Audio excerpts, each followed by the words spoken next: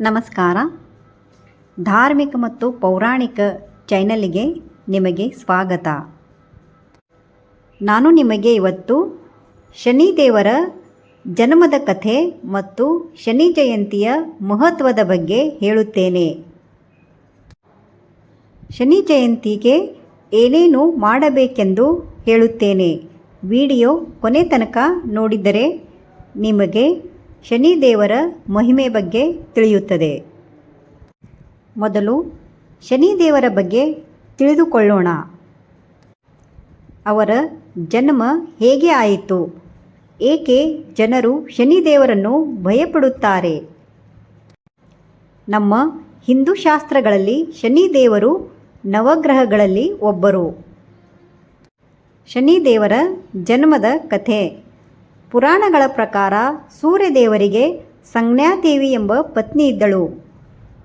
ಸೂರ್ಯದೇವನ ತಾಪವನ್ನು ಸಹಿಸಲಾಗದೆ ಸಂಜ್ಞಾದೇವಿ ತನ್ನ ನೆರಳಿನಿಂದ ಛಾಯಾದೇವಿಯನ್ನು ಸೃಷ್ಟಿಸಿ ತಾನು ತಪಸ್ಸಿಗೆ ಹೋಗುತ್ತಾಳೆ. ಸೂರ್ಯದೇವನು ಛಾಯಾದೇವಿಗೆ ಸಂಜ್ಞಾ ಎಂದು ತಿಳಿದು ಅವಳ ಜೊತೆ ಇರುತ್ತಾನೆ. ಕಾಲಕ್ರಮೇಣ ಛಾಯಾದೇವಿಗೆ ಒಬ್ಬ ಪುತ್ರ ಜನಿಸುತ್ತಾನೆ. ಆ ಪುತ್ರನೇ ಶನಿದೇವ. ಛಾಯಾದೇವಿ ಗರ್ಭಿಣಿಯಿದ್ದಾಗ ಶಿವನ ಬಗ್ಗೆ ಗಾಢ ತಪಸ್ಸು ಮಾಡಿದ್ದಳು. ಅವಳು ಆಹಾರವನ್ನು ಕಡಿಮೆ ಸೇವಿಸುತ್ತಿದ್ದಳು. ಇದರ ಕಾರಣ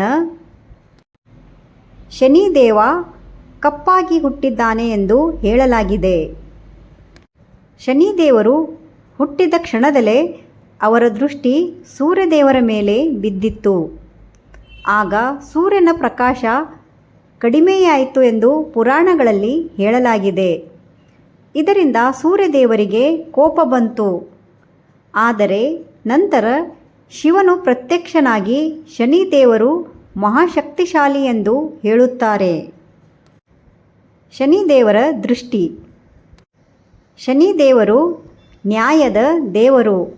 ಅವರು ಯಾರೇ ಆಗಿರಲಿ, ರಾಜನಾಗಿರಲಿ ಬಡವರಾಗಿರಲಿ, ಕರ್ಮಕ್ಕೆ ತಕ್ಕ ಫಲವನ್ನು ನೀಡುತ್ತಾರೆ.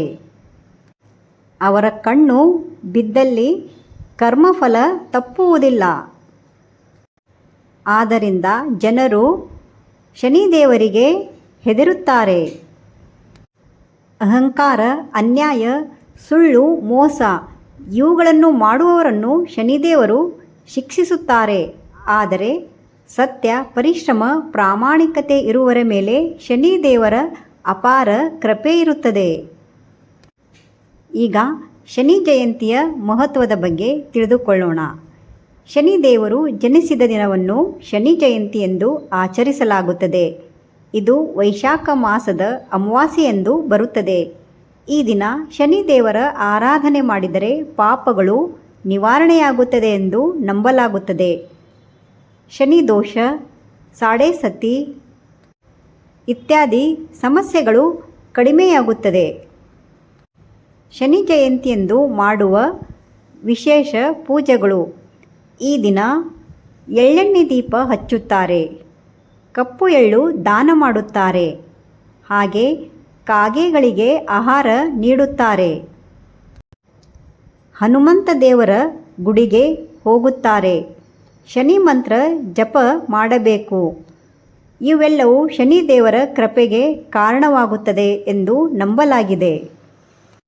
ಶನಿದೇವರಿಗೆ ಇವು ಪ್ರಿಯವಾದ ವಸ್ತುಗಳು: ಕಪ್ಪು ಎಳ್ಳು, ಎಳ್ಳೆಣ್ಣೆ, ಕಪ್ಪು ಬಟ್ಟೆ, ಉದ್ದಿನ ಬೇಳೆ, ಕಬ್ಬಿಣ ಇವೆಲ್ಲವೂ ದಾನ ಮಾಡಬೇಕು. ಇದರಿಂದ ಶನಿದೇವರ ಕೃಪೆ ಇರುತ್ತದೆ ಮತ್ತು ಶನಿ ದೋಷ ಕಡಿಮೆಯಾಗುತ್ತದೆ. ಪುರಾಣಗಳ ಪ್ರಕಾರ ಶನಿದೇವರು ಮತ್ತು ಹನುಮಂತ ದೇವರ ಕಥೆ. ಒಮ್ಮ ಶನಿದೇವರು ಹನುಮಂತನ ಬಳಿಗೆ ಬಂದರು. ನಿನ್ನ ಮೇಲೆ ನನ್ನ ಸಾಡೆ ಸತಿ ಪ್ರಾರಂಭವಾಗಿದೆ ಎಂದು ಹೇಳುತ್ತಾರೆ.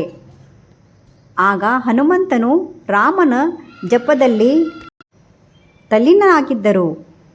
ಶನಿದೇವರು ಹನುಮಂತನ ಮೇಲೆ ಏರಲು ಪ್ರಯತ್ನಿಸುತ್ತಾರೆ.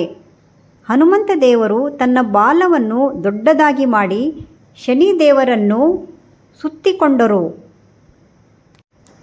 ಇದರಿಂದ ಶನಿದೇವರಿಗೆ ತುಂಬ ನೋವಾಯಿತು. ಅವರು ಕ್ಷಮೆ ಕೇಳುತ್ತಾರೆ. ಆಗ ಹನುಮಂತ ದೇವರು ಅವರನ್ನು ಬಿಡಿಸುತ್ತಾರೆ. ಆ ದಿನದಿಂದ ಹನುಮಂತನ ಭಕ್ತರ ಮೇಲೆ ಶನಿದೇವರ ಕರುಣೆ ತೋರುತ್ತಾರೆ ಎಂಬ ನಂಬಿಕೆ ಇದೆ.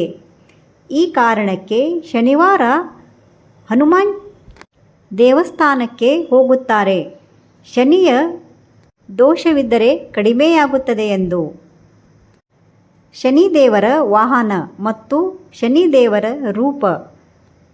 ಶನಿದೇವರ ವಾಹನ ಕಾಗೆ. ಅವರು ಕಪ್ಪು ಬಣ್ಣದ ವಸ್ತ್ರ ಧರಿಸಿ ಕೈಯಲ್ಲಿ ದಂಡ ಹಿಡಿದಿರುವ ರೂಪದಲ್ಲಿ ಕಾಣಿಸುತ್ತಾರೆ. ಈ ರೂಪ ನ್ಯಾಯ ಮತ್ತು ನಿಯಮದ ಸಂಕೇತವಾಗಿದೆ. ಶನಿದೇವರ ಪರೀಕ್ಷೆ. ಪುರಾಣಗಳಲ್ಲಿ ಹಲವಾರು ರಾಜರು ಹಾಗೂ ದೇವತೆಗಳಿಗೂ ಶನಿದೇವರು ಪರೀಕ್ಷೆ ಮಾಡಿದ್ದಾರೆ. ಶನಿದೇವರು ಶಿಕ್ಷೆ ಕೊಡುವ ದೇವರಲ್ಲ, ಇವರು ನ್ಯಾಯ ನೀಡುವ ದೇವರು. ಅವರ ಕೃಪೆ ದೊರೆತರೆ ಸಾಮಾನ್ಯ ಮನುಷ್ಯನು ದೊಡ್ಡ ಸ್ಥಾನಕ್ಕೆ ಏರಬಹುದು ಎಂದು ಪುರಾಣಗಳಲ್ಲಿ ಹೇಳಲಾಗಿದೆ.